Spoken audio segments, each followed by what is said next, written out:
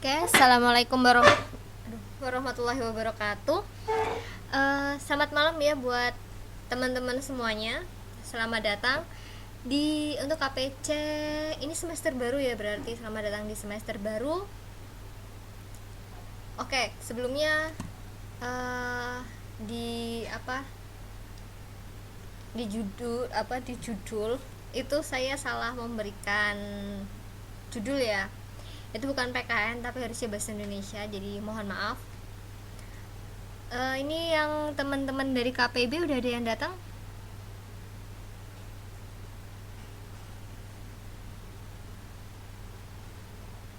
Boleh tau absennya dulu untuk KPB.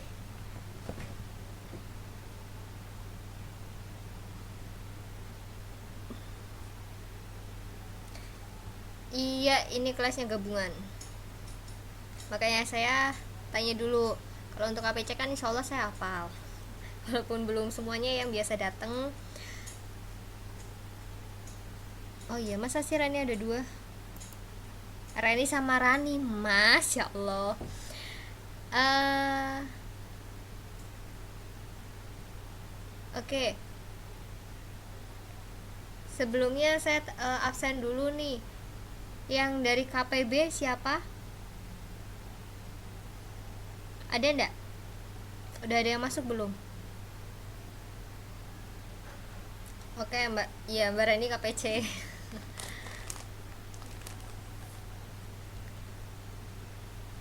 Yang dari KPB udah datang, udah ada yang datang?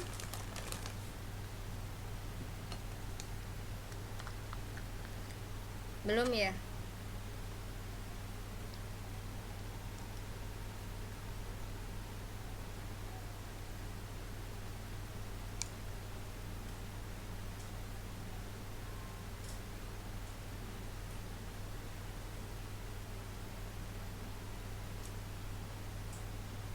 Mbak Rani sama Mbak Karin. Oh, oke, Mbak Rani sama Mbak Karin ya yang dari KPB ya. Tadi ada yang tanya materinya yang sama atau beda? Beda.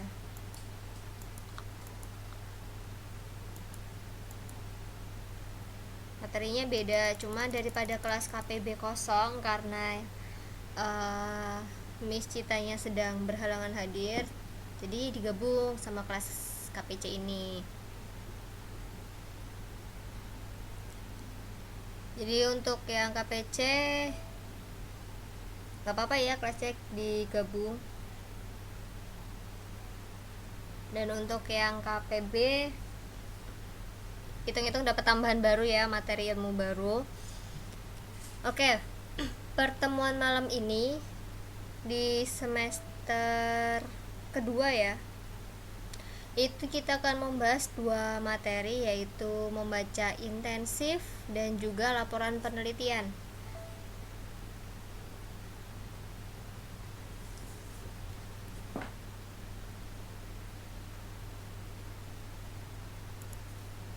Oke, membaca intensif ya yang pertama kan kita bahas. Jadi aktivitas membaca itu hendaknya mampu memberikan suatu wawasan dan juga pemahaman seseorang akan bahan bacaannya. Karena itu pada saat seseorang akan membaca naskah, sebaiknya paham betul apa yang menjadi target pembacaan. Dengan demikian, intensitas pembacaan dapat dicapai secara optimal. Misalnya, membaca naskah puisi memiliki target pencapaian yang berbeda dengan membaca naskah pidato. Begitu juga membaca naskah cerpen, novel, atau naskah yang lain. Itu juga memiliki target pencapaian yang berbeda. Jadi sekalipun target pencapaiannya itu berbeda, kita tidak boleh mengkotak-kotakan kegiatan tersebut secara hakiki, karena itu bisa dapat dicari kesamaannya. Ciri keberhasilan seseorang membaca intensif yaitu tampak sekali pada pembacaan karya-karya yang bersifat ilmiah. Nih, Seseorang pembaca dapat dikatakan berhasil membaca secara intensif apabila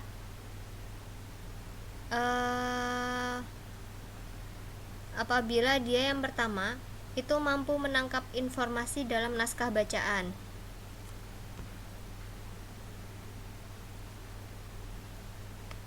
Lalu yang kedua, dia mampu memahami kosakata dan mengembangkannya dalam berbahasa, baik secara lisan maupun secara tulisan.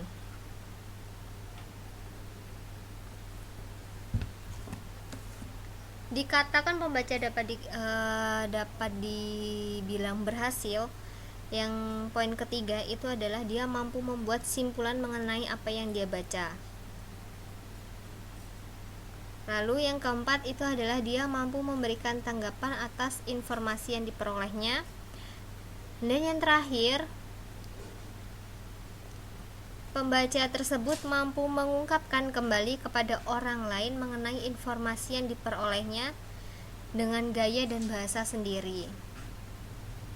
Ini 5 poin, istilahnya 5 poin kalau seseorang itu berhasil dikatakan membaca secara intensif.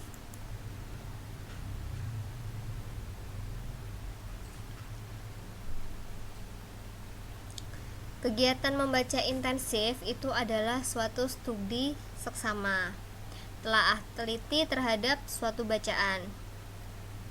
Salah satu bahan bacaannya adalah editorial atau tajuk rencana. Editorial atau tajuk rencana ini bisa kita temukan pada majalah ataupun pada surat kabar. Udah ada yang pernah baca editorial atau tajuk rencana?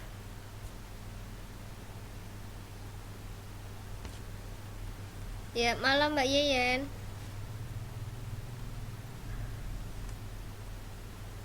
Belum ya? Ada yang sudah?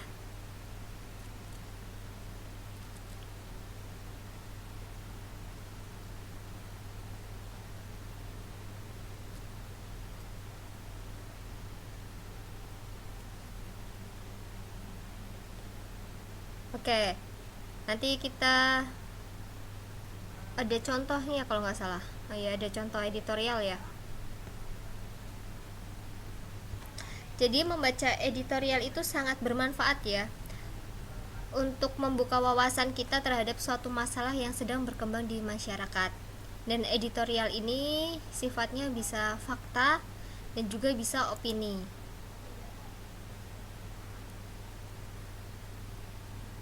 Editorial atau tajuk rencana itu adalah artikel dalam surat kabar atau majalah yang mengungkapkan pendirian editor atau pemimpin surat kabar tersebut mengenai beberapa pokok masalah. Editorial ini mengemukakan pendapat-pendapat atau opini. Beberapa pendapat tersebut merupakan tanggapan terhadap peristiwa atau fakta yang terjadi dan menjadi sorotan penting di media. Jadi, pada editorial itu selalu ada fakta dan juga ada opini.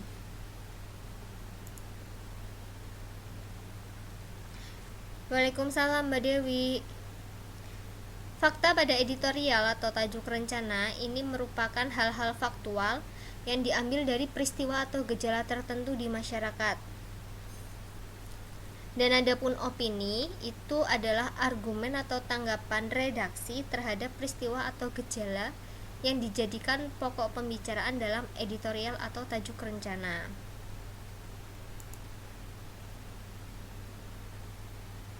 Di sini ada beberapa 3 poin opini dalam editorial.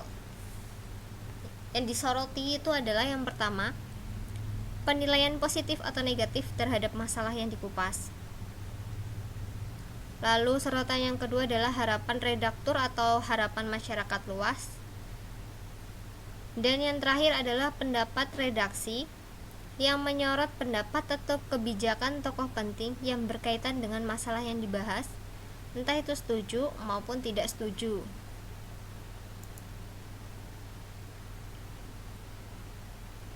Tadi kita bahas sedikit mengenai fakta dan opini dalam suatu editorial ya.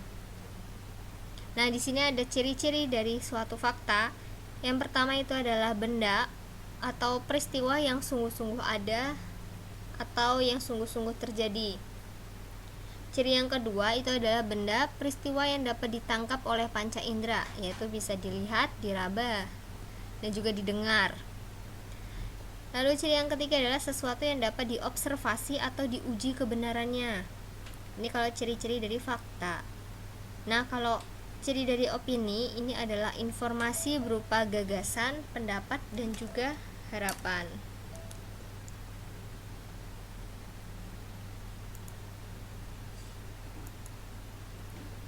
Oke, sebelum kita masuk ke ikhtisar,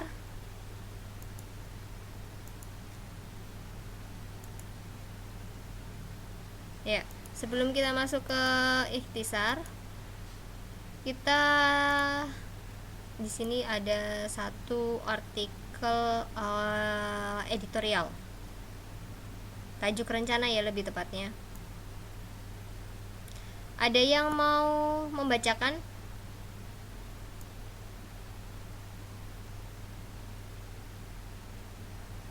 Oke, Mbak Umi ya. Tulisan segini kurang besar atau sudah pas?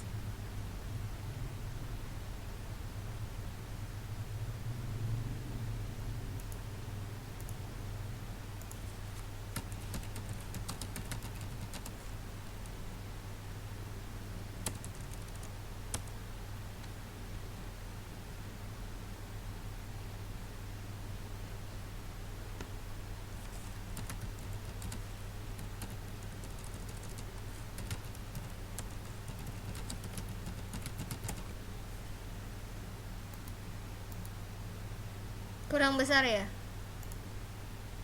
Segini? Udah pas?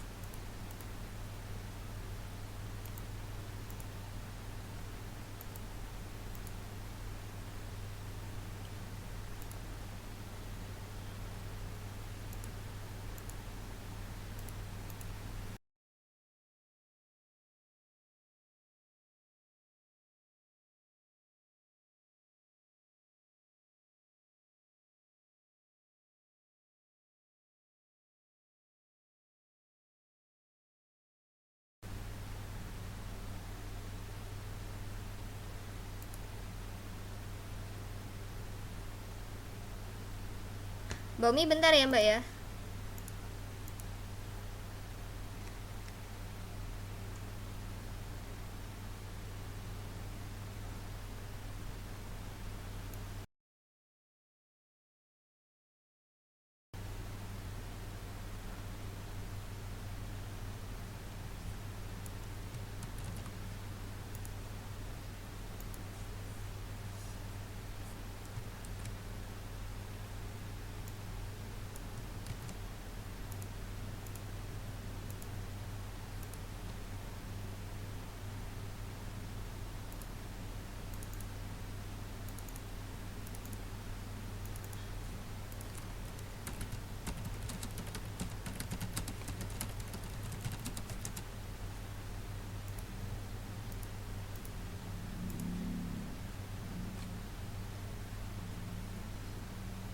Oh, keluar sendiri fisiknya. Oke, selamat malam Mbak Indah. Bentar, saya dapat ulang. Oke. Ada saya di sini kan tadi cuma nyantumin contoh tajuk rencana satu. Kita tunggu satu upload ini selesai baru siapa tadi Mbak Umi ya. Mbak Umi nanti yang kedua katanya Mbak Salsa. Oke, semoga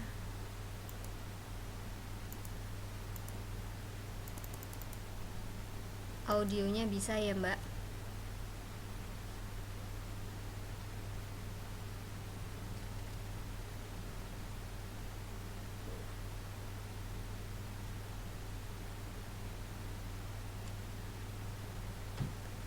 Keyboardku lari-lari. Keyboardnya lari-lari Mbak. Coba dikasih tataan Mbak. Keyboard atau keyboard, Mbak?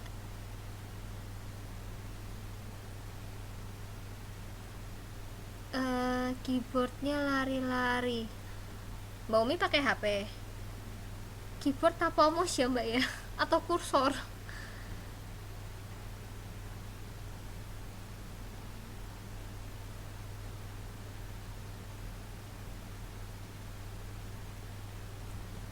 eh Sebelumnya untuk yang KPC semester kemarin kan saya ngasih tugas. Itu tugasnya udah ada apa, udah dikirim semua belum, atau masih ada yang utang tugas sama saya?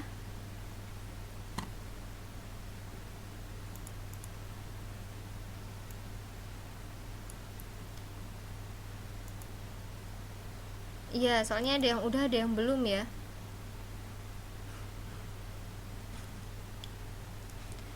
Dulu itu tugasnya apa ya? Kok saya jadi lupa?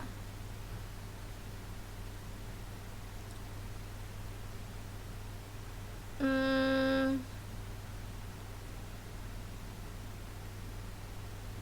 bentar, saya lupa beneran ya. Kalau yang penelitian itu KPC, kalau KPC yang semester 2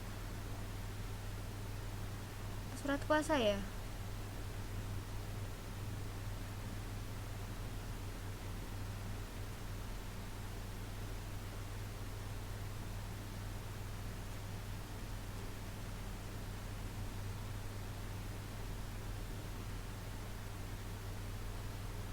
Dan membuat narasi, bentar.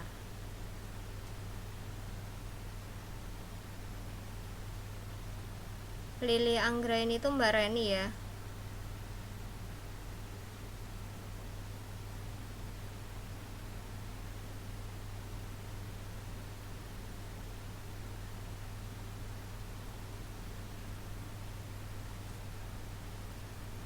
Oh iya, ada 4 soal. Ada 4 soal, dan soal yang terakhir itu ada mengenai surat kuasa. Ini tugasnya berarti belum semua dikumpulin ya, soalnya nanti di slide ini ada slide tugas. Ya udah, untuk tugas yang semester ini kita pending dulu aja. Oke, Mbak Sal sama Mbak Umi ya. Kita coba.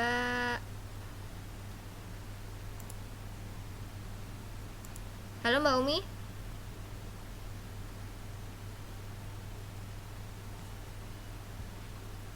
Mbak Umi. Ada yang dengar suaranya Mbak Umi nggak?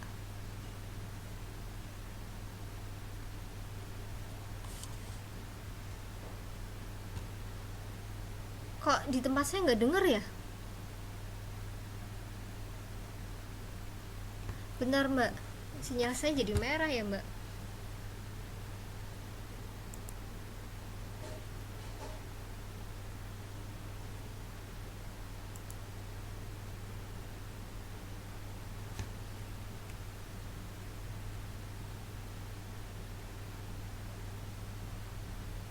Ini malah muter. Soalnya di tempat saya ada pemasangan FO, kabel FO. Terus nggak tahu kenapa sejak ada ya masang-masang kayak gitu, sinyal di tempat saya jadi wifi sih ya, sinyal wifi tempat saya jadi down. Umi, kok saya nggak bisa denger ya?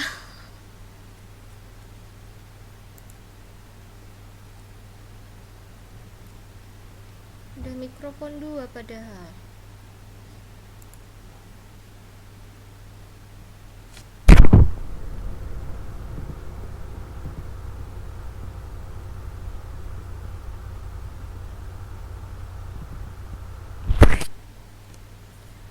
Yang lain denger suaranya Mbak Umi ya? Saya nggak bisa denger ya.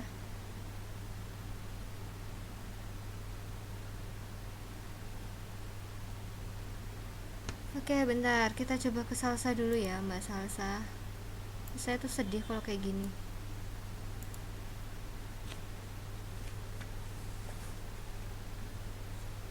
Halo Mbak Salsa.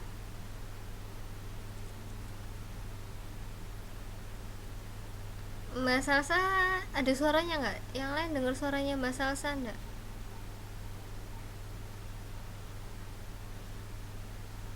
Dengar jelas ya. Kenapa tempat saya nggak kedengeran?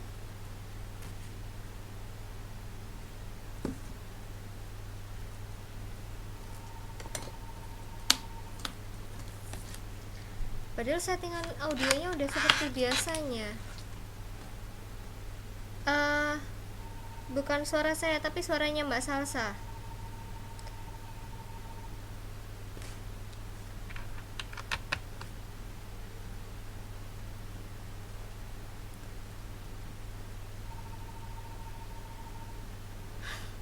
Gagal bu cari ya. Oke, coba yang lain dulu ya. Kenapa coba? Mbak Maya, Mbak Maya mau ndak nyoba Mbak?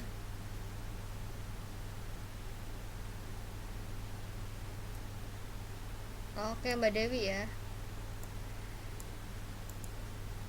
Kalau nggak bisa berarti punya saya ya. Tapi sinyal saya hijau.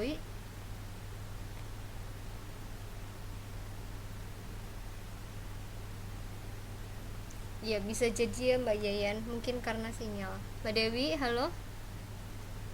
Tuh kan nggak dengar. Yang lain dengar suaranya Mbak Dewi ndak?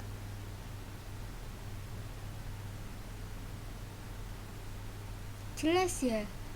Kok saya nggak bisa dengar ya?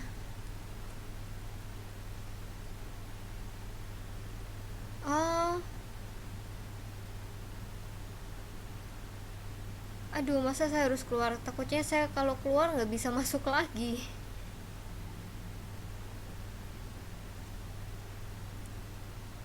Oke deh kalau gitu tak keluar dulu. Kita coba keluar ya. Saya diusir nih. Oke bentar ya.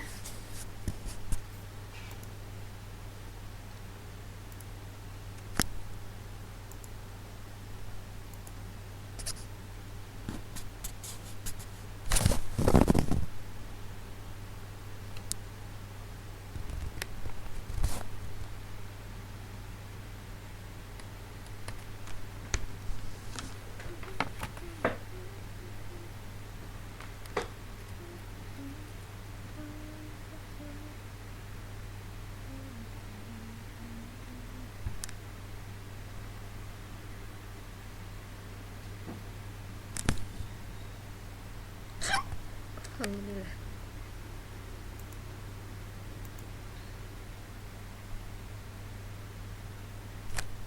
Cek cek. Suara saya kedengeran ini?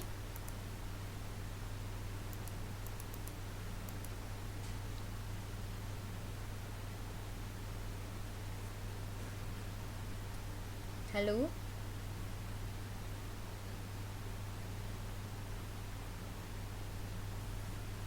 Mbak, Mas, suara saya ada nggak?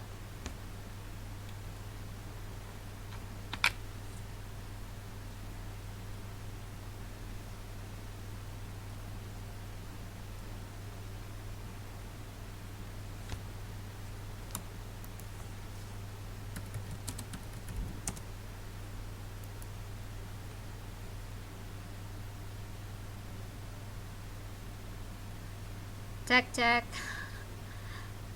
Iya. Suara saya kedengeran nggak? Oke, yes ya. Kalau nggak ada yang respon kan saya nggak tahu. Takutnya suara saya malah nggak keluar. Kita coba Mbak Umi ya. Kalau Mbak Dewi itu udah aktif mikrofonnya tadi. Saya bingung ya. Halo Mbak Umi.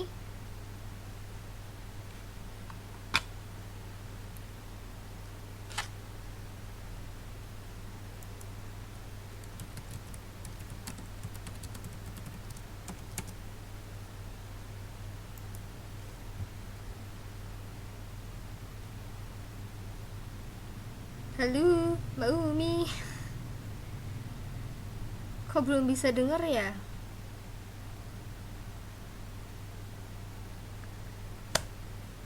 Aduh, ini kenapa ya? Jelas banget ya. Bentar, tamatin dulu ya mbak. Saya bingung ya. Terus kalau kayak gini nggak jadi membaca dong.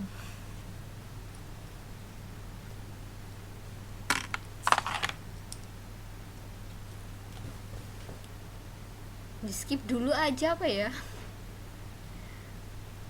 Oke lah, kita membacanya di skip dulu. Untuk contoh editorial tajuk rencananya, saya bingung kenapa nggak bisa dengar suara teman-teman gitu.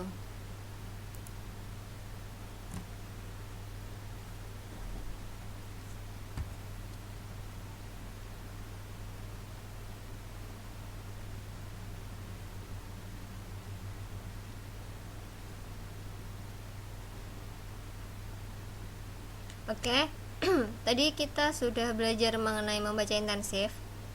Sebenarnya udah disiapkan 2 contoh ya. Dan contoh yang kedua itu contoh dadakan, baru aja diupload, tapi ternyata nggak tahu kenapa saya nggak bisa dengar suara teman-teman. Jadi dipending dulu ya. Oke, selanjutnya kita di membaca intensif itu juga ada membuat suatu ikhtisar. Jadi ikhtisar itu adalah penyajian singkat dari suatu karangan,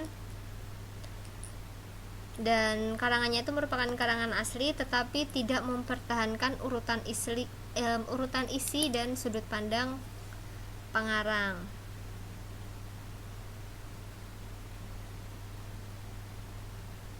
Iya Mbak Umi, kayaknya sih di tempat saya yang bermasalah.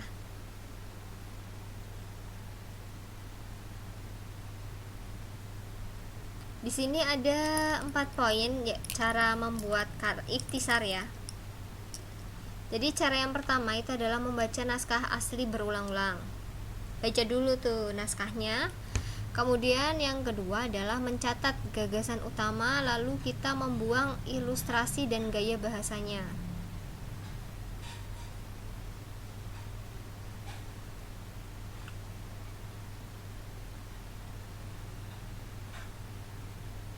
Lalu cara yang ketiga adalah membuat reproduksi. Reproduksi ini maksudnya adalah gagasan utama disusun berdasarkan tingkat urgensinya secara sistematis. Lalu cara yang terakhir yaitu ada ketentuan tambahan.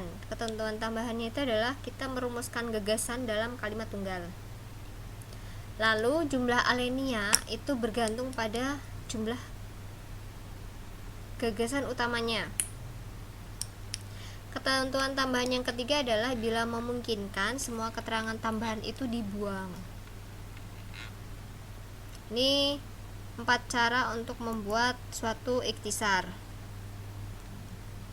Waalaikumsalam Manila.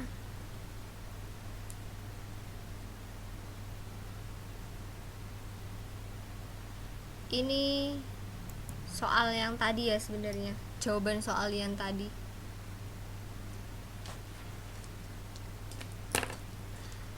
Terus yang kedua mengenai penelitian. Jadi sebelum masuk ke penelitian, membaca intensif ada yang mau ditanyakan terlebih dahulu?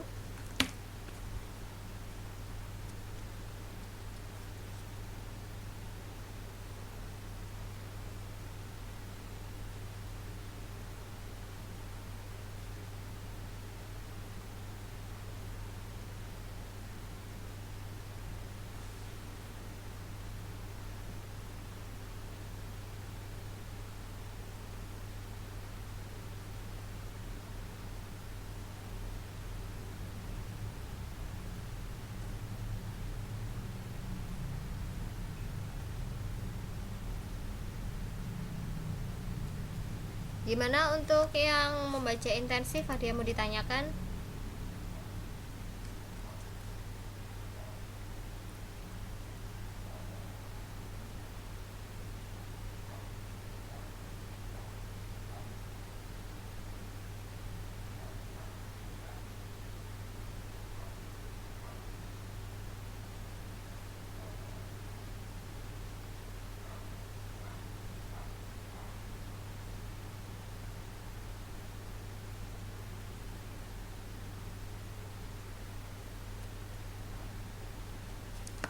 Oke, halo Mbak Umi.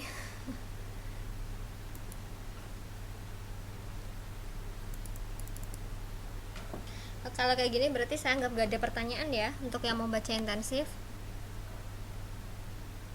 Oh, suara saya hilang. Bentar. Yang lain bisa dengar suara saya?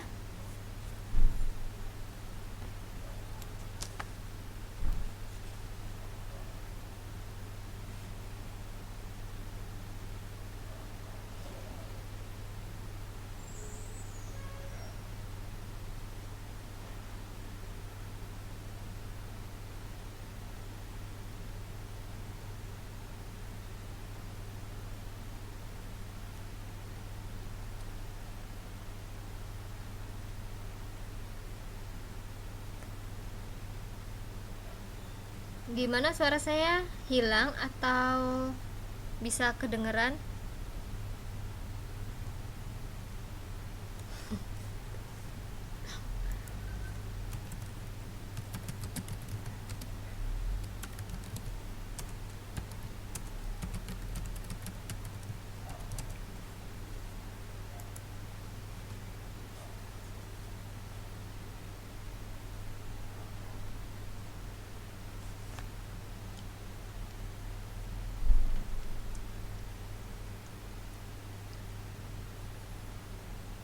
Gak ada ya.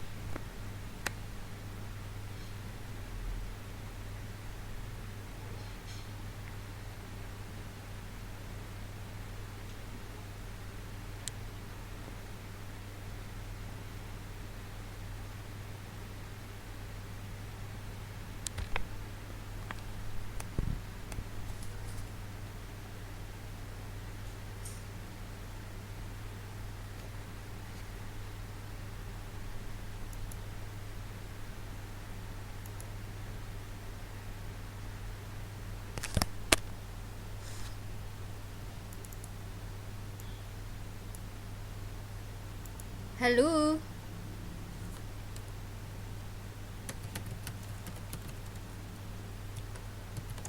Oke, Mbak Dila udah denger ya. Kalau yang lain gimana? Oke, udah ada ya. Kayaknya memang jaringan tempat saya nih yang bermasalah sinyalnya. Oke, sebelum kita lanjut ke penelitian, masalah penelitian, untuk apa ya, tadi saya mau ngomong apa ya? Ya, untuk membaca intensif ada yang mau ditanyakan?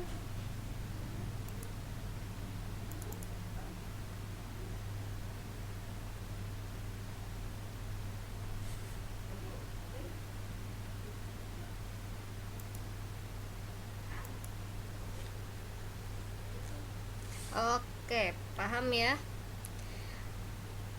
Untuk membaca apa contoh dan soal dari editorial tajuk rencana tetap masih dipending dulu ya. Lanjutnya kita bahas mengenai masalah penelitian. Kalau menurut Kamus Besar Bahasa Indonesia, penelitian itu bisa diartikan sebagai dua pengertian ya. Yang pertama itu adalah pemeriksaan yang teliti. Lalu yang kedua adalah kegiatan pengumpulan, pengolahan, analisis, dan penyajian data yang dilakukan secara sistematis dan objektif untuk memecahkan suatu persoalan atau menguji suatu hipotesis untuk mengembangkan prinsip-prinsip umum. Ini kalau menurut Kamus Besar Bahasa Indonesia. Sedangkan penelitian dalam arti yang lain itu adalah suatu penyelidikan atau suatu usaha pengujian yang dilakukan secara teliti dan kritis dalam mencari fakta-fakta atau prinsip-prinsip dengan menggunakan langkah-langkah tertentu. Dan dalam mencari fakta-fakta ini diperlukan usaha yang sistematis untuk menemukan jawaban ilmiah terhadap suatu masalah.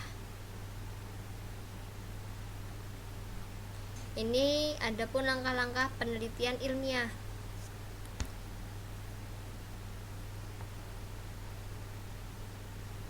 Ada 11 langkah ya.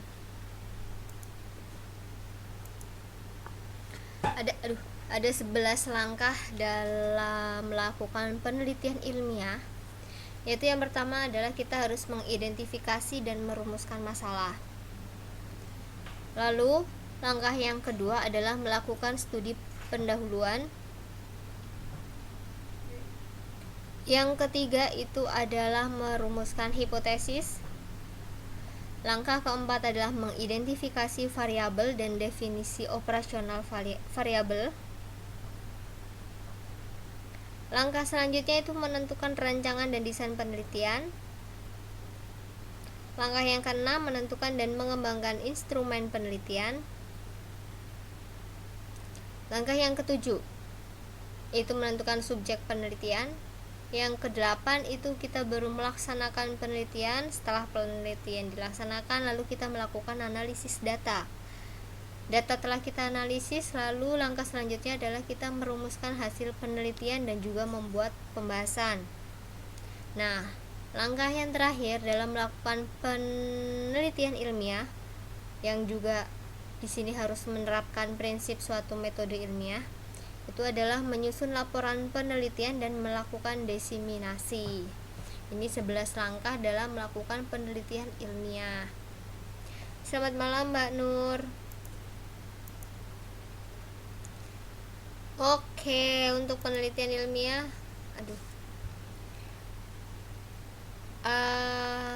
selesai ya materinya.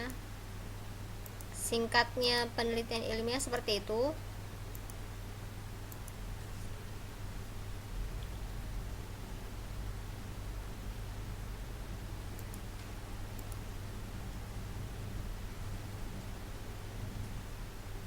Untuk sementara ada yang ditanyakan?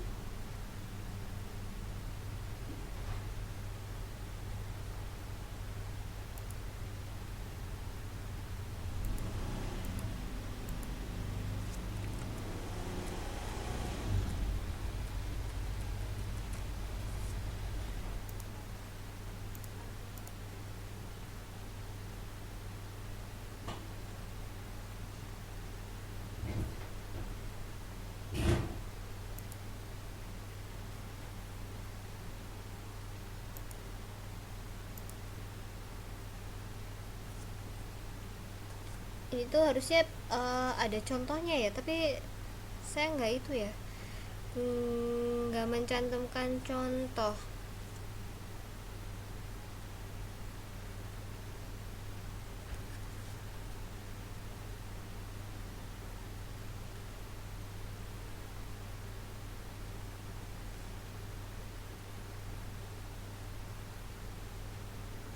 Oke. Kalau dijabarin semua panjang ya Mbak ya.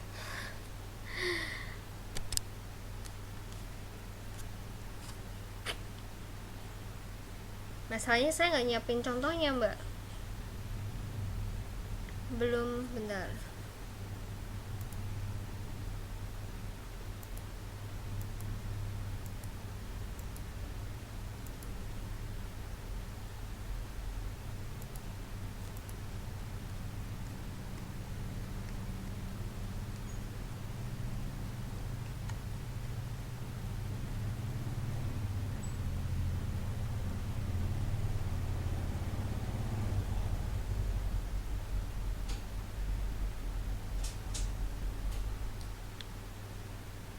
Ini ada contoh tapi terlalu panjang.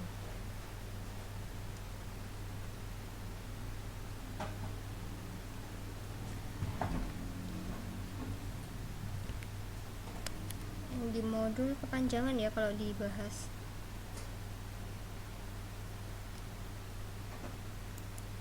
Oke, gini aja. Satu-satu pelan-pelan ya. Kalau tentang merumuskan hipotesis,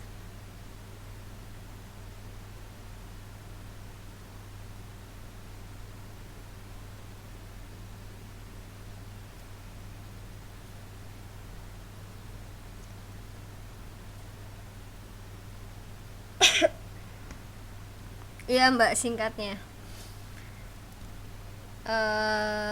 sedang melakukan pemilihan kata, soalnya bingung nih.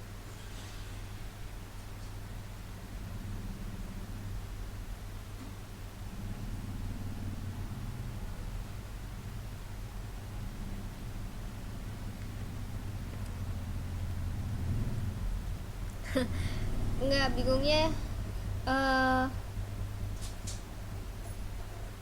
soalnya saya nggak prepare slide penjelasan sendiri gitu, jadi penjelasannya di awang-awang dan ketika mau dikeluarkan bingung bahasanya gitu. Kalau untuk hipotesis,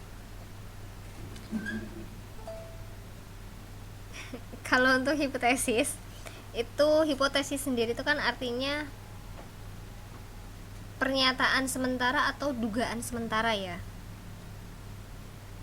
tentang rumusan masalah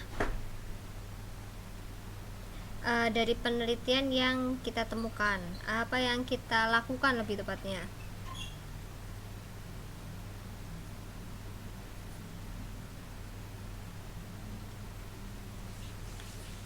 Hipotesis itu ya dugaan sementara atau pernyataan sementara mengenai suatu rumusan masalah dari penelitian yang kita lakukan.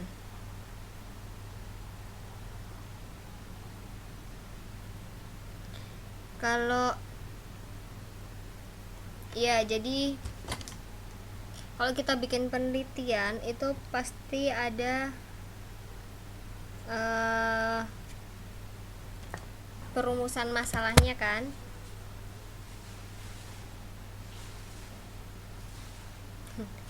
Ya, kenapa sih kita melakukan penelitian itu, buat apa gitu kan. Contoh untuk mengetahui hubungan antara ini dan ini, seperti itu, hubungan antara X dan Y.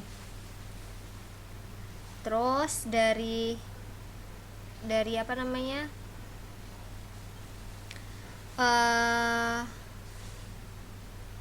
tadi saya mau ngomong apa coba. bukan tujuan. Jadi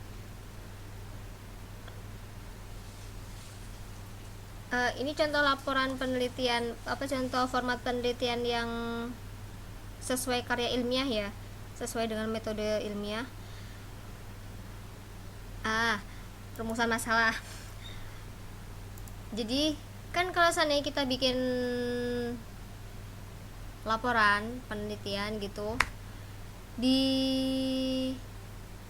poin bab, entah itu poin bab ketiga atau keempat, itu pasti ada kata-kata rumusan masalah.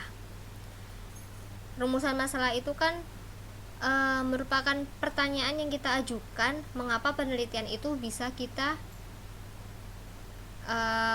mengapa penelitian itu harus kita lakukan, seperti itu.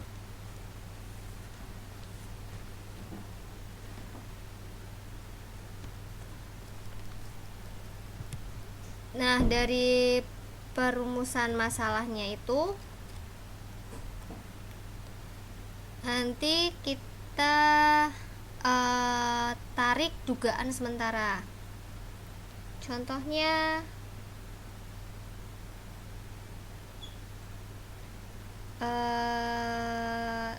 di keuangan, contohnya di keuangan gini, apa hubungan antara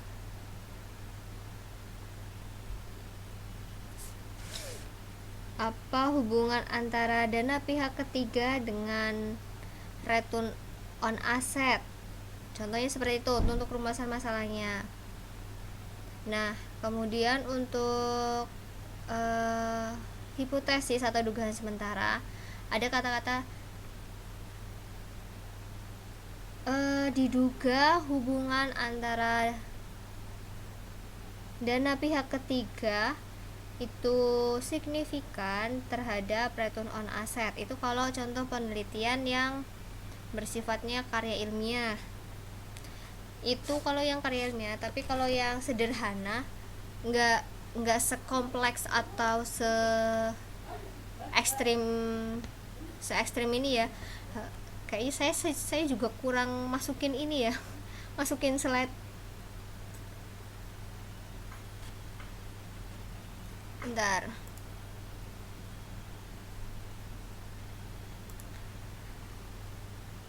Ada contoh laporan sederhana, sebenarnya laporan penelitian sederhana, tapi harus saya download dulu. Itu hasil tugas dari teman-teman KPC semester 4 yang bentar lagi mau UAS. Cuma saya takutnya kelamaan. Enaknya gimana nih? Saya mau ngasih tugas, mau ngasih contoh juga bingung. Waalaikumsalam Mbak Tun.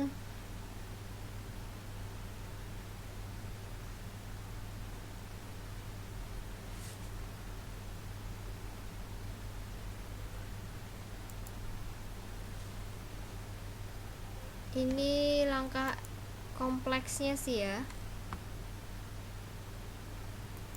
Kalau contoh simpelnya, gampangannya gitu aja ya.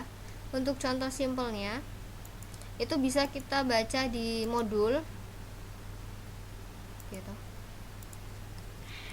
Aduh. Iya, saya lupa nggak masukin contoh soalnya. Yang kelas kemarin juga lupa nggak saya kasih contoh, dan soalnya mereka juga nggak minta, makanya saya biasa aja waktu itu. Iya, karena mereka nggak minta kan, berarti saya anggap paham, dan ternyata mereka bisa bikin tugas yang saya beri. Nah, yang ini saya terlalu terlena jadi lupa, padahal kemarin itu udah ada catatan harus diberi contoh lagi gitu. Contohnya yang agak simpel itu ada di modul halaman 100, dan ini dalam bentuk karangan ya. Kalau yang halaman 100 ini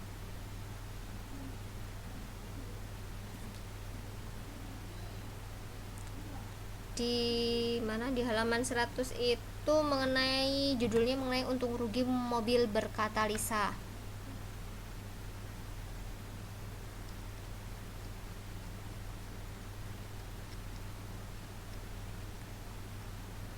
Ini bentuk penelitian dalam bentuk karangan ya.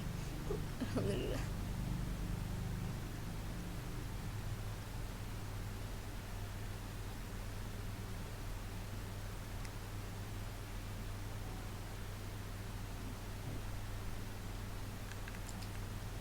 Kalau untuk langkah-langkahnya tak cariin langkah-langkah yang simpel aja ya.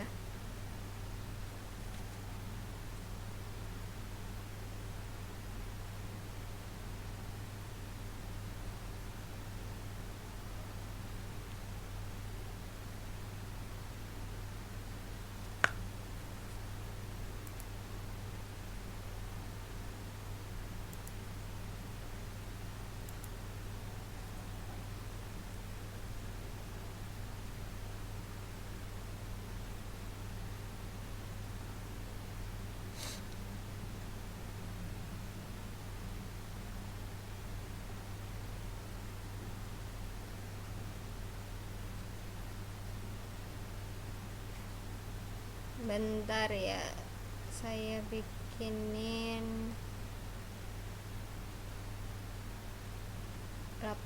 contoh laporan penelitian formatnya.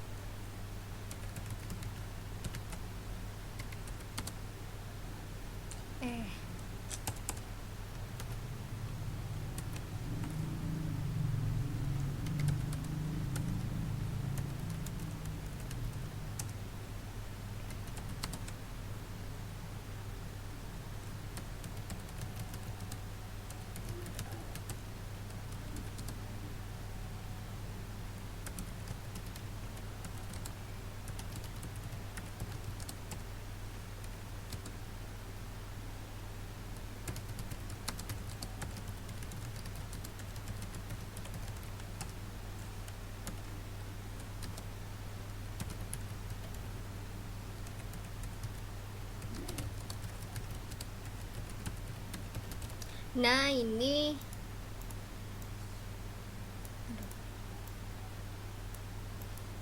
sederhananya ya. Secara umum laporan penelitian secara umum ya. Kalau tadi secara kompleksnya itu meliputi pendahuluan, tinjauan pustaka, prosedur penelitian, kemudian hasil dan pembahasan penelitian serta kesimpulan dan saran. Kalau pendahuluan ini biasanya berisi latar belakang suatu masalah, latar belakang masalah yang kita angkat, lalu identifikasi masalah, batasan masalah, rumusan masalah, ada tujuan penelitian juga, dan juga ada manfaat penelitian.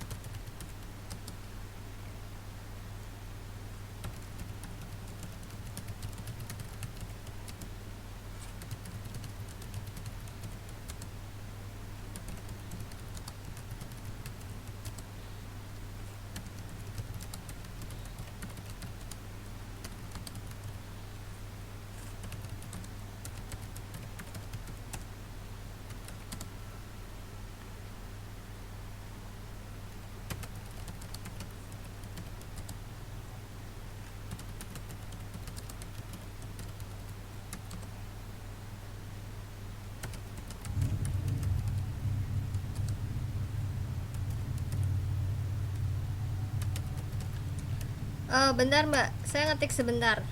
Suara saya kedengeran kan?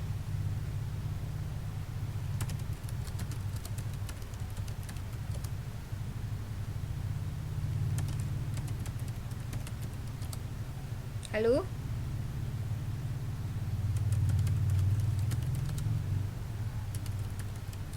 Oke, denger ya.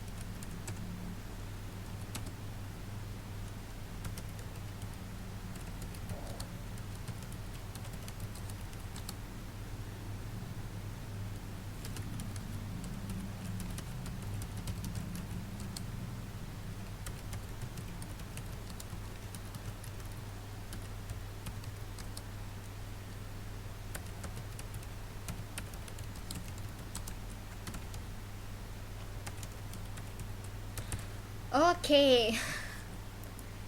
Nah, penjelasannya di ini ya.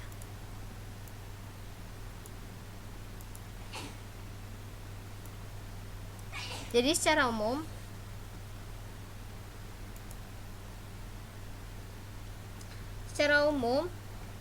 laporan penelitian itu kan meliputi satu pendahuluan. Pendahuluan itu isinya dia berisi latar belakang masalah, identifikasi masalah, batasan masalah, rumusan masalah, tujuan dan manfaat dari penelitian tersebut. Itu isi dari pendahuluan. Kemudian yang kedua itu ada tinjauan pustaka. Kalau tinjauan pustaka, dia biasanya berisi kajian teori, kerangka berpikir penelitian, dan juga ada hipotesis atau dugaan sementara yang tadi saya sebutkan ya.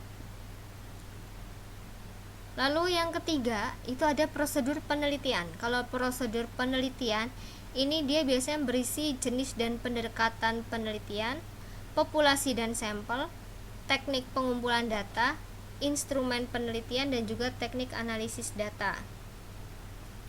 Lalu yang keempat itu adalah hasil dan pembahasan penelitian. Ini dia biasanya berisi laporan data-data hasil penelitian berdasarkan data-data yang telah diperoleh. Lalu yang terakhir ada kesimpulan dan saran. kesimpulan dan saran ini dia berisi kesimpulan dari penelitian yang kita lakukan dan juga saran atau rekomendasi penelitian berdasarkan penelitian yang diperoleh.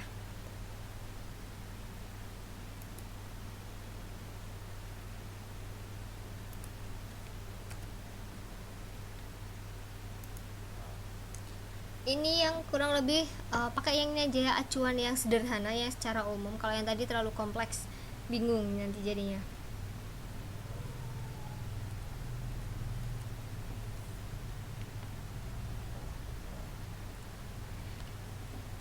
Ada lagi yang ditanyakan? Oke, ini bisa ya. Lebih paham yang ini ya.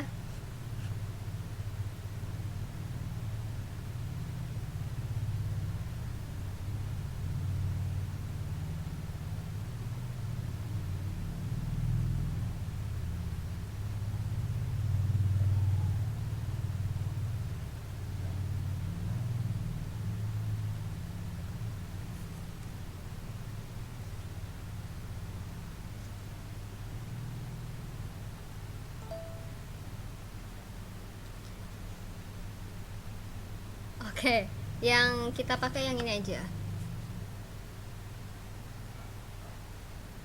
Kalau hipotesis itu dugaan sementara kita sih. Yang lebih umum dan yang lebih sederhana kita pakai nanti ini aja.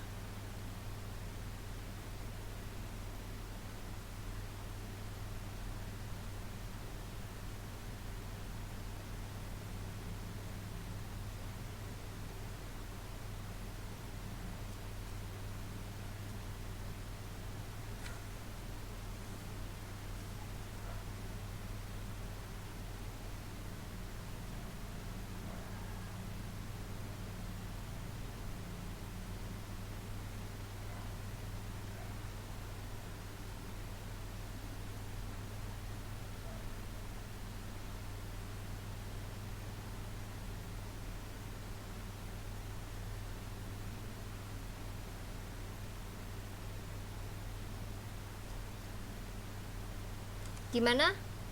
Ada lagi yang mau ditanyakan?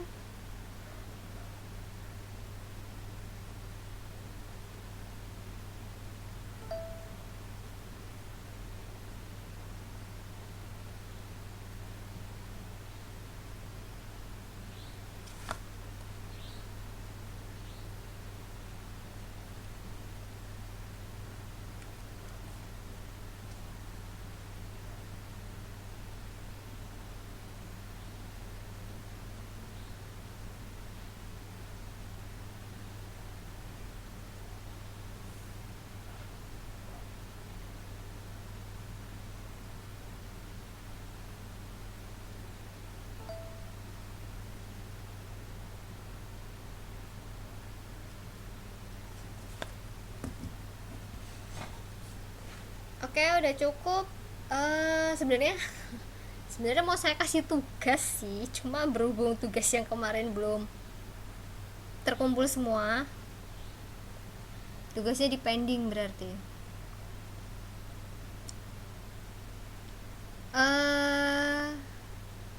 Yang belum ngumpulin jangan lupa ngumpulin ya, kan emang nanti kalau nilai tugasnya nggak keluar. Oke, kalau nggak ada kita akhiri aja ya kelas malam ini. Terima kasih buat Mbak Umi sudah. Terima kasih untuk teman-teman yang sudah hadir dari teman-teman KPC kelas 11 semester 4B dan juga teman-teman KPB kelas 8 semester 4 ya. Ya pokoknya terima kasih yang sudah menyempatkan waktunya. Saya mohon maaf apabila ada kata-kata dari saya yang kurang berkenan. Selamat malam dan selamat istirahat untuk teman-teman semua. Akhir kata, wassalamualaikum warahmatullahi wabarakatuh.